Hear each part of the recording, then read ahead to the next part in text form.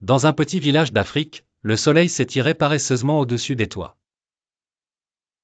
Mama Adjoa était assise à l'ombre d'un arbre fruitier, triant des légumes verts avec un soin méticuleux. Sa peau, dorée par le temps, était un livre ouvert de sourires passés.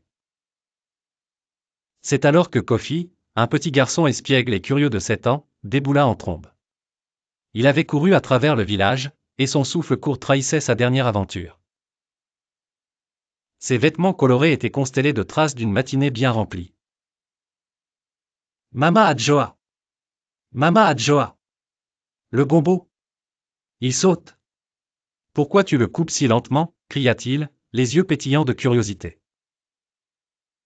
Mama Adjoa, un sourire amusé sur les lèvres, hocha la tête. Et, petit oiseau pressé. Tu as déjà vu un gombo se cuisiner tout seul, répliqua-t-elle, son regard toujours fixé sur son travail.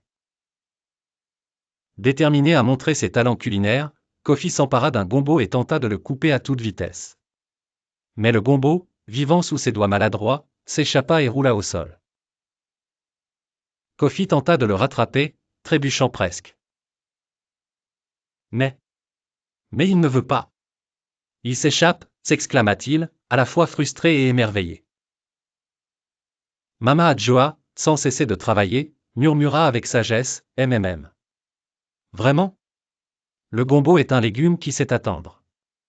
Ou qui fait attendre. C'est selon. Elle prit alors un nouveau gombo, l'invita du regard à s'approcher et, avec des gestes tranquilles, démontra l'art de la patience. Kofi observa avec attention, ses erreurs devenant des leçons précieuses. Lorsqu'il essaya, mais cette fois avec calme, une petite rondelle tomba enfin. Vois-tu, Kofi? Le gombo ne saute pas quand on prend le temps de bien le tenir. Le gombo ne s'échappe pas quand on lui offre la patience, expliqua Mama Adjoa avec tendresse. Touché par ces mots, Kofi répéta lentement le geste, découvrant le secret que murmure le temps. Alors, il faut être patient avec le gombo, demanda-t-il, une lueur nouvelle dans les yeux. Mama Adjoa lui adressa un sourire plein de bienveillance. Avec le gombo, et avec la vie, petit Kofi. Le soleil commençait à descendre à l'horizon, enveloppant le village d'une douce lumière orangée.